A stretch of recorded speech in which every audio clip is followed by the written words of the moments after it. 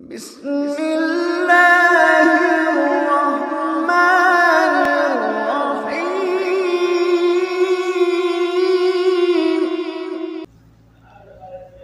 اذا طلقتم النساء بلغن اجلهن دغه ځای نه دی؟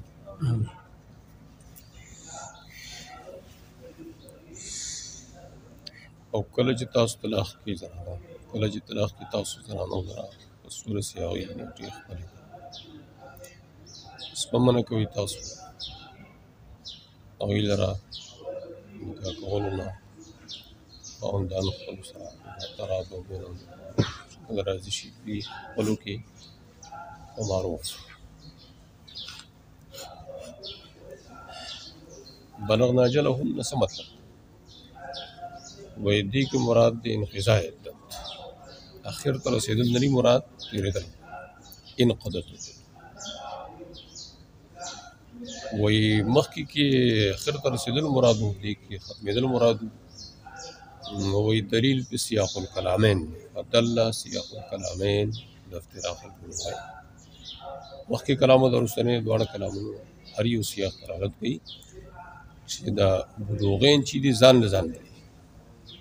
اول کې بلوغ خیر ته رسېدل دي او وروسته کې بلوغ ختمېدل دي قضا عدت دا څنګه وایي دا ځکه لأن نکاح یعقبه هاهنا ځکه دلته د بلوغ پسې نکاح راغلی دی وروسته بل خاوند سره نکاح دا عدت نه وروسته عدت نه کې خو بل سره نه کېږي او اول کې رجعت راغلی او رجوع په عدت کې فلا تعضلوهن فلا تمنعوا عزل منع والعزل والمنع والتضييق الكول والتضييق ينكحن أزواجهن ويدل التقدير من أن ينكحن أزواجهن نکاح د دینا ولکول د دینا غیر د من دی او متعلق ته کلام د تعطیل سره ينكحن متعلق ته کاو کې خاندان خپل هغه سره رغبت کې او دې لپاره برابر یسهون لهن دې کې ازواج اطلاق په اعتبار د ميؤول شوی پسې ذکر کوي نو مراد د ازواجون نه کم کسان چې دوی خوخي بس څوک چې دوی خوخي دوی د برابر په دې کې اشاره دیتا چې نقاط د نکاح په عبارت النساء کې ځکه ينكحن اضافت خل پر استناد خل پر والخطاب للازواج الذين يعطون نساءهم طلقتم النساء دې کې خطاب چاته دی وې دا زړو خاوندان وې تاسو خپل طلاق کې د تیر شي بل خاوند سره نکاح کوي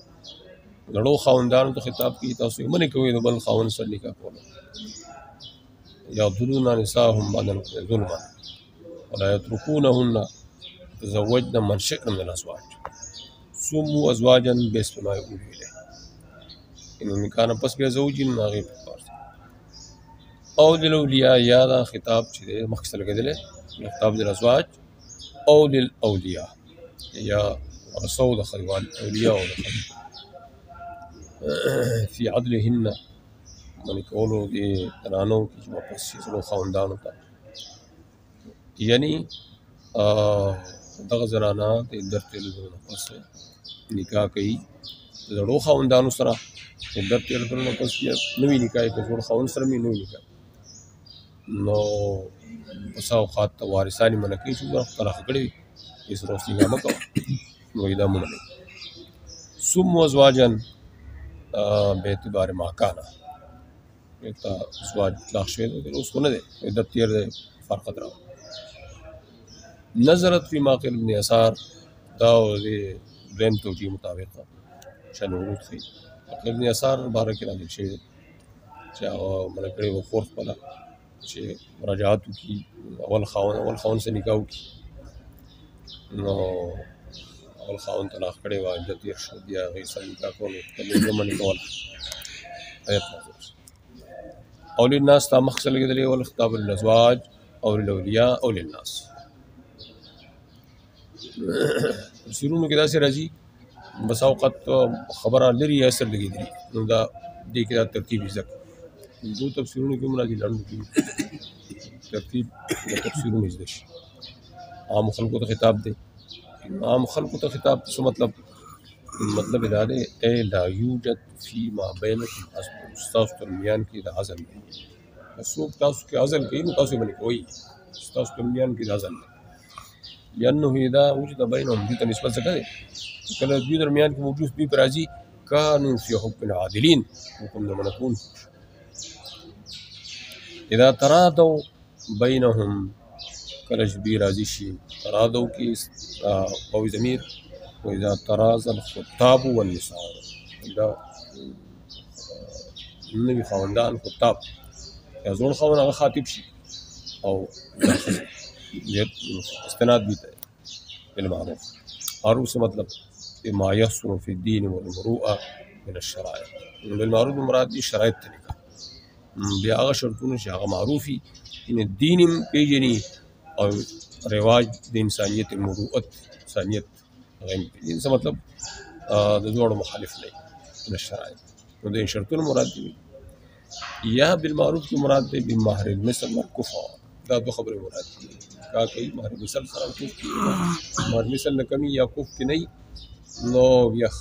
ورسول پر حق ادراش بمن کول شي لأن عند عدم أحدهما للجاء يعترضوا راس کولی شو بني کولی والخطاب في ذلك دارغلي ذلك يود بي خطاب إذا نبي الإسلام خطاب دي هر حد شو خاطب كده شو يود به من كان منكم يؤمن بالله واليوم الآخر هغه چاته چې ایمان لري په الله او تخصیص ته من كان منكم دا اول راغلي وي دا واس قامي مواعظ اثر کوي فيهم بدوي تنجح کامیابی فيهم ذلكم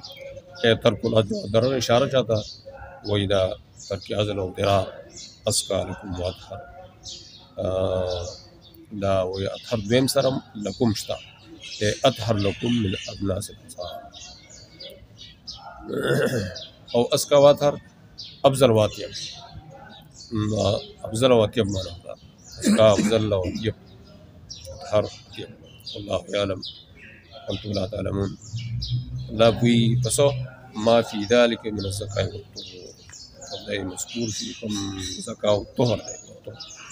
تاسو بدې نه پوهیږئ تعلمون یا تعلمون والوالدات يرضين أولادهن حولين كاملين لمن أراد يتم الرضاعة بین دي ای ورکوي اولاد د دوی ته اولاد خپل ته 2 کاله پوره وای دا خو اخبار دی والوالدات یرضین اولادهن اخبار دی نو یا خو اخبار دی مقصود پکې امر دی مقصود پکې امر او اخبار کې شریعت کې کله مقصود امری یعنی داسې دی کوي صيغه اخبار دا خبر فی معنی الامر خبر د امر موقت اخبار سره تعبیر د امر نه کی امر کې مراد نو تاکید مقصود دی گویا کہ کار حکم اوشو اوکا او دیو کو استخبار کی دي لکه يتربص تشديد معامل امر وهذا الامر یا مقصود امر شو ایجاب مراد دی او استحباب مراد دی و عام حالات باندې محمول عام مین دی مرادی استحباب عام حالات کې امور احوال مرادی استحباب او که مخصوص حالات پکې مراد یې وجوب دي او مخصوص حالات دي او لا وجه الوجوب امر بطريق الوجوب دي اذا لم يقبل الصبي الا تربيه امه ماشوم نالي مگر سینه د مور علی مخاون باندې ورځ تنظیم وکړ دي بل خدمت نیولې شي مور نور کوي امور د بار مستحب امر د استحباب چا نالي کنه یا بدی واجب دارنګي یا دا صورت ته چې مرزه نه ملایي د مرزه ملایي نه په اجرت دار یا ملایي خو پلار اجازه د اجرت ورکول استیجار اجرت یو اجازه نو دې حالاتو کې د حالات مرادي مخصوص نه یا امر د ایجاب او یا دې کې